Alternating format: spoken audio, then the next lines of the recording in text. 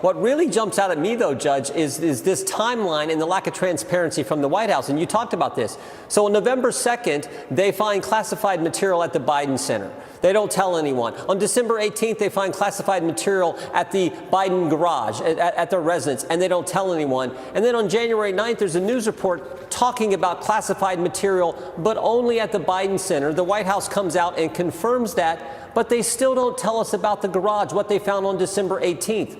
Why didn't they just come clean right from the get-go and tell us, oh, there's been, and now we've found there's an additional 5 documents in the room adjacent to the garage at the Wilmington, at the residence. So I want to know why they kept this from us. And maybe the most important question that we've asked now for over a week is, why did they keep it from the American people when they knew about it before the election? All right. They knew about it before the midterms, Congressman Jordan.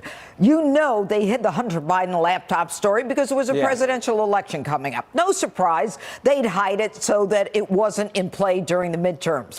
But why did they wait so long? What were they doing, Congressman, from November 2nd until January 10th? What were they doing? Who was reviewing the documents? Were there personal lawyers who don't have a security clearance? And, you know, I'm not satisfied that they don't have records of visitor logs at the home. The Secret Service should know who was there. And if they don't keep logs, what about the security cameras? What about fingerprints on the documents? What are we going to find out, Congressman? No, all those questions need to be answered. What did Mr. Lausch do? We understand Mr. Lausch, the U.S. attorney from Illinois, was assigned to the case in early November, and then he concluded his investigation on January 5th. Well, what did he find? Because we know after January 5th, they found another batch of these classified documents. So what kind of investigation was that for the first 2 months? What is the White House lawyer doing accompanying DOJ officials when they go to the Biden residence to pick up these documents? It looks to me like he just made himself a fact witness and is part of this investigation now.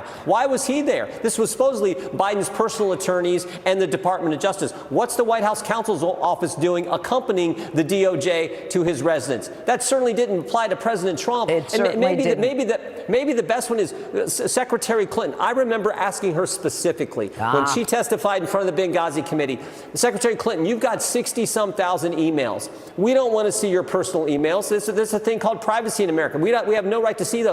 But we don't exactly trust you and your lawyers to determine which ones we should see and which ones we don't need to. How about this idea?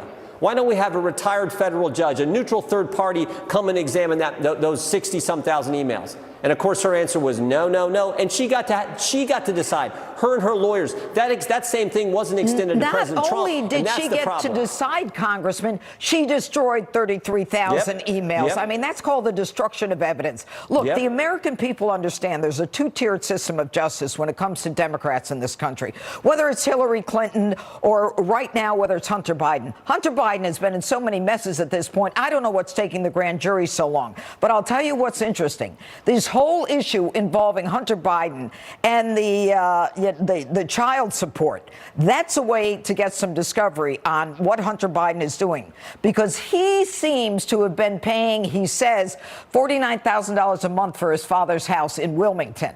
All right. To me, that looks like money laundering. The house isn't worth more than $6,000 or $8,000 a month. What say you?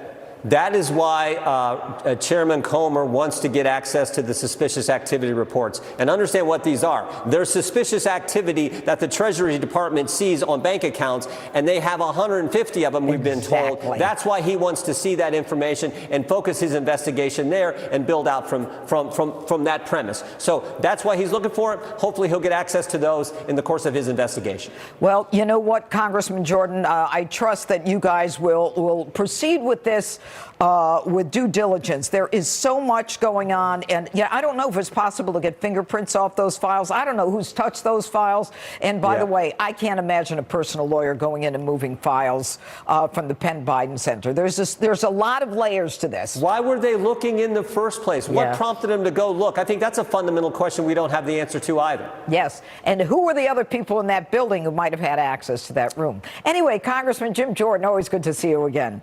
Thank you, Judge. All right.